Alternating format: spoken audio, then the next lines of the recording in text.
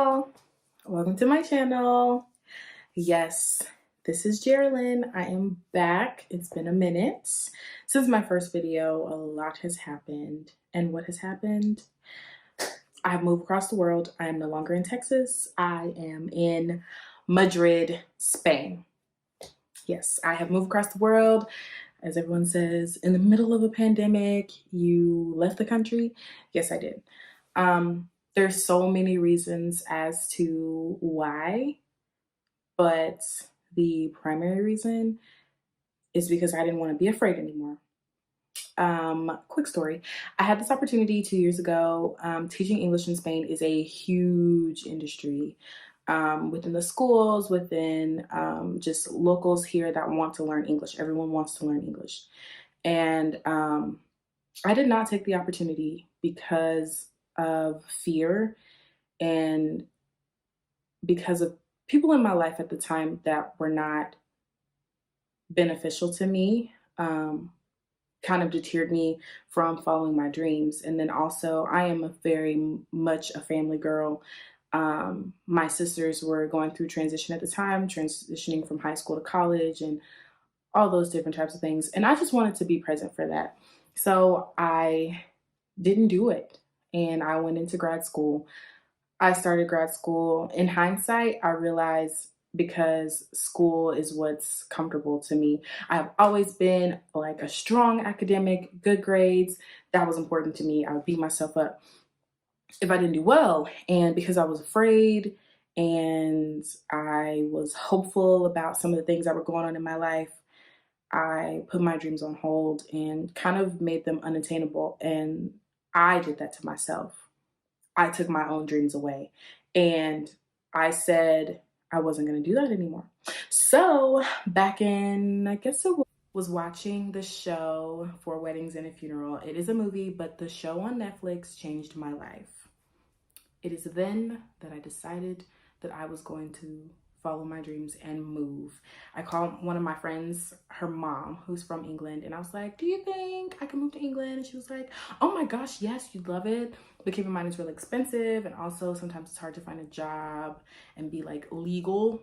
So I said, I guess I'm not gonna really do that. Then I said, Spain. I visited Barcelona when I was in high school, and I was like, oh my gosh, I have to live out my cheetah girl dreams. I am and will forever be a cheetah girl. So I said, you know what? Now is the time. Your lease is up in October. You don't have a man. You finished school. Whoop, whoop. You graduated. You got your degrees. You don't have any kids. You don't really have any responsibilities. So now is the time. And it was that night that I applied to multiple programs. I got accepted into all of them. I had to sort out which ones I wanted to go with, and that took some time. But I started my process for my visa. COVID made that very difficult. Very, very frustrating. Very, very time consuming. My program initially started in September, but my absolute best friend married her prince. She found the love of her life. And I could not miss that. And it was her maid of honor. I had duties. I had things I needed to do for that. So I did not leave in September, which actually worked out because my lease wasn't up until October. And I got to see my best friend marry the love of her life. And then the next day, I moved out of the country. I said goodbye to my family before I left. My mom and my sisters came down to Austin, Texas. I am from Dallas, but the wedding was in Austin. So I left straight from there, packed up everything, put my entire life in my dad's storage. That was an adventure. And I'm taking a huge risk. I have been that girl that, you know, you go to school, you get good grades, you finish school. My family's very academic, but they never pushed me to pursue like a master's or a PhD or any of those things. I just felt like that was what I needed to do. I felt like that was what was expected of me, but really my family just wanted me to do what I felt was best and be happy. So I am happy with my degree. I will not say that I'm not. It was very stressful. Another quick story. Really what made me realize that I was living in fear. With everything that was going on last fall, I went through a lot of loss in a lot of different ways. Loss of relationships, loss of life, of people that I've loved my entire life, people that were very, very special to me that are no longer here. Also, people fail to realize that loss in relationships is like mourning as well. I was in school, one of the hardest semesters of my entire academic career, and I was just in a really, really, really bad place. My friends and family witnessed it, and that's, in hindsight, I'm just like, oh my gosh, I can't believe I let myself get to that point. But it happened, and I am stronger and better because of it. So that pushed me and motivated me to go after my dreams. I said, time's up for depression. I said, I will not let that continue to take hold of my life. No, not happening. No mas, no more. And then I said, you know, you're black girl. You're black girl magic, as my cousin told me. You are black girl magic, and you need to go and allow God's light to shine through you everywhere. I have limited myself to Texas. I've always loved to travel. I've studied abroad in Australia. I've been to Jamaica. I've been to England, France, and Spain. I've been to quite a few different places in the States as well. And I said, it's time. So my friend Alicia, my soul sister, she encouraged me to do it. My friend Danielle, my best friend Terica, the one that married the love of her life, she encouraged me as well. My mom, my sisters, all of my parents. Yeah, I kept it really low key for a while because COVID was making it seem like it wasn't gonna happen. Why? Because the numbers are getting really high in Madrid. The Spanish are very loving people. They love to hug and they love to kiss, and they're very social. So I can see why the numbers are high, but their healthcare system is great. The number of hospitalizations are not going up, just the number of cases and people being infected is going up. So that plays a big difference. Right now we are on restriction, but that does not mean that I'm confined to this room. No, Madrid is still open and lively. The beautiful thing about being here right now, there aren't any tourists, zero. And I get to see the local people. I don't get to see like normal everyday life before COVID, before COVID, but it's so beautiful. Moving abroad it's only been a week, but it's been so freeing. Being alone, I can do what I want, when I want to, how I want to, for however long I want to, whenever I want to do it, at whatever time. The Spanish, party all night. Their clubs, bars, they're open. Now under restrictions, they're open till I think like 11 or 12. But prior to that, 6 in the morning, they drink all day. I'm not a drinker. There's a lot of smoking. The Spanish smoke. Smoking is kind of, smoking cigarettes is not really, there's a big campaign against it in the US. So that has been an adjustment. Do I speak Spanish? No. I do not speak Spanish. Shout out to you bilingual people. I don't know how you do it on a regular basis. I am teaching English to beautiful little infantil Spanish children. I have kids from 3 to like 7 years old, and flipping English to Spanish in the classroom is hard. Like I can literally feel my brain like flipping up because it's like, what are you doing? I'm not used to this, but my goal is to become fluent in Spanish. I am from Texas. Lots of Latinos friends, lots of Latino culture that I grew up around being in Texas. I love my brown brothers and sisters, and I want to be able to better serve them. Working in healthcare and having patients that spoke Spanish, and I was not able to talk to them, it literally shattered me. Like I would go out of my way to try to figure out how I was going to provide treatment to this person because I could not communicate with them. So this is going to help me. I'm going to come back to the States whenever that happens. I'm not giving myself a time limit. I'm going to be bilingual, and I'm going to continue to help people have better lives in healthcare. actually, you know, I don't even know anymore. I'm not gonna limit myself.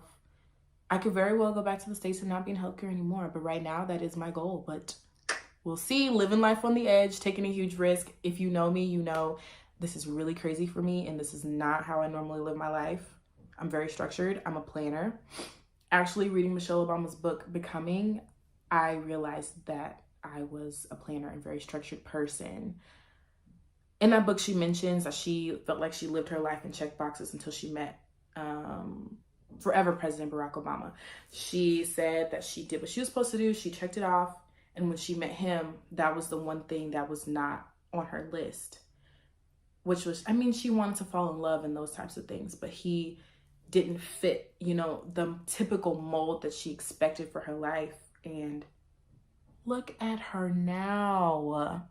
Forever first lady, a boss, a mom, a wife, an author, motivational speaker, everything. This is my Barack Obama. This was not on my list. It was like a far-fetched dream.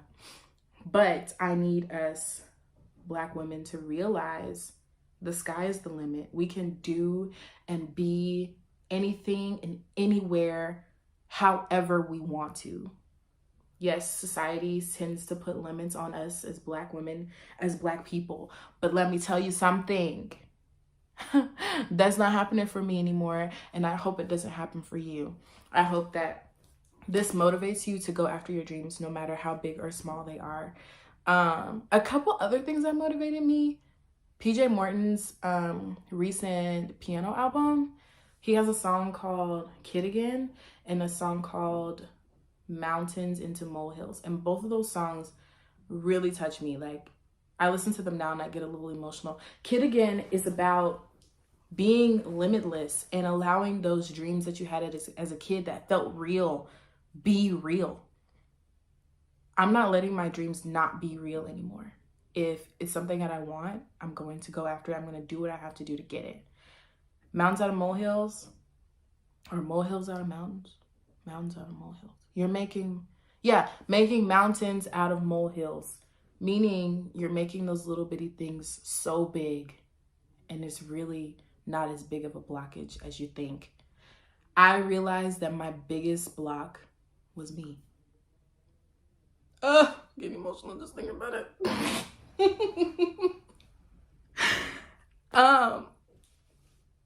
I have always been surrounded by so much love, and they've always told me that I can do anything, especially my mom. Any dream I've ever had, whether it was absolutely ridiculous, like quitting my job and moving to New York to be a Broadway star. Do I have that kind of talent? No, I don't. But one time I was joking, she was like, go for it. I have a very interesting family dynamic in terms of my parents. So I have two dads and my mom. I have my sisters, and then I have tons of extended family. I have my bonus mom as well. I'm blessed and I'm loved, and my family has made me feel like now that I can do anything. They've always been there in my corner. But what I've learned through my depression and self-doubt and just questioning my worth and who I am and my purpose, I realized that God can bring us love in so many different ways. Love is not just romantic. The love you get from your family can provide that feeling of love and being connected to people. This past year, God has shown me, you need to accept the love that I have for you right here. It is good, it is genuine, it is real, and everything else that you long for, I have for you. Let me do my job as your God, as your Father, and you do what I have for you here on earth. And I feel like that is to spread my love and pour into other people with just being positive and being happy. And I love stories, so listening to people's stories and, validating their stories and validating their truth. And I've realized that I have been surrounded by so much love from my immediate family, my extended family, my work family. They were amazing. My line sisters, my sorority sisters, my friends, my just everyone. And I just want y'all to know that you have empowered me to love me. And I'm just so excited to see where God is going to take me next, y'all. Like, it's crazy because I just know, like, I can feel in my heart that it's going to be amazing. And I've met so many amazing people online, just on Facebook. There's tons of resources. So if you are interested in moving abroad, whether it's to Spain or anywhere else, let me know. I have tons of things that I've learned, tons of resources that I can share with you. And I met an amazing young woman named Mara. She's probably going to hate me that I put her name out there. I'm sorry. She has been amazing. I met her through a workshop, Vote Abroad workshop, with the amazing organization Las Morenas de España. They have answered so many of my questions, and I met her, and she was a gem, and she was the, like, hit the nail on the head, like, you're going to Spain. She told me, she's like, I know you feel it, and I feel it. You are meant to be here. You are meant to come to Spain, and I need you to do it. I know you know that you need to do it. And she changed my life. I'm like, this person doesn't even know me, and she has all of this faith in God and the abilities that he's given me. What am I doing? Why am I not going? I mean, there was really never a point where I was like, I'm not going. Even with COVID, I was like, I'm going regardless. I've invested too much. I've waited too long. But fear was trying to creep in on me. And I said, nope. I said hello to the fear. But what is it, Kirk Franklin? Farewell, goodbye, so long to the fear. I'm living my best life. I've only been here a week again, but it's been an amazing experience so far. Continue to follow me on Fly Black Butterfly on Instagram and Facebook. Follow and subscribe, and you will get to see the rest of my journey. Thank you so much. Be blessed. Are you taking a picture? I did. I do my hair toss, check my nails. Baby, how you feeling? Hair toss, check my nails. Baby, how you feeling? Woo, child, tired of the bullshit. Gone, dust your shoulders off. Keep it moving, yes, Lord. Trying to get some new shit in there. Swimwear, going to the pool shit. Come now, come dry your eyes. You know you a star, you can touch the sky. I know that it's hard, but you have to try. If you need advice, let me simplify. If he don't love you anymore, just walk your fine ass out the door. I do my hair talk, check my nails. Baby, how you feeling? Hair talk, check my nails. Baby, how you feeling? Feeling good as hell. Baby, how you feeling? Woo, girl, need to kick off your shoes. Gotta take a deep breath, time to focus on you. All the big fights, long nights that you've been through. I got a bottle of tequila I've been saving for you. Boss up and change your life. You can have it all, no sacrifice. I know we did you wrong, we can make it right. So go and let it all hang out tonight. Cause he don't love you anymore. So walk your fine ass out the door. And do your hair talk, check my nails. Baby, how you feeling? On Chambers. They inform me our flying time today will be a quick 7 hours and 50 minutes, and we'll fly to altitude of 39,000 feet. Currently, the weather in Madrid is clear with a temperature of 60 degrees. And now we ask you to direct your attention to the TV monitors for some safety information. Get off. I moved to Spain, to Barcelona, right when there was like a terrorist attack, and this guy like drove down in a van. He drove down and killed a bunch of people. And so I had to convince my family to be okay with me moving to a city where there are terrorists. And so I had really similar concerns. I was really worried and nervous and scared. But I knew I had to do it. And I know you know that you have to do it. And I mean, I also do think it's a God thing. And I'm glad to be here for you no matter, whatever question you have or whatever. But just know if you need confirmation, this is it. You know, you're supposed to be there. Something great is here for you. Yeah. Alright. Listen, if he don't love